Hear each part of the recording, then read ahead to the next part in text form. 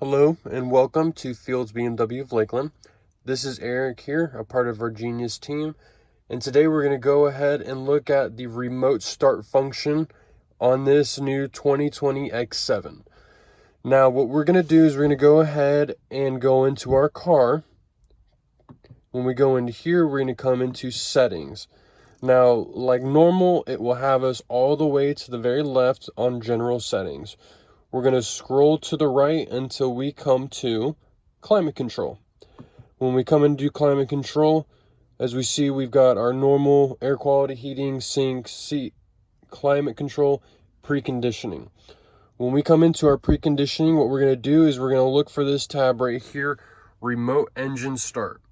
Now, when you come into here, you're just going to go ahead and make sure that you have a check mark on your start engine for climate control, and then we will be able to start the car via remote.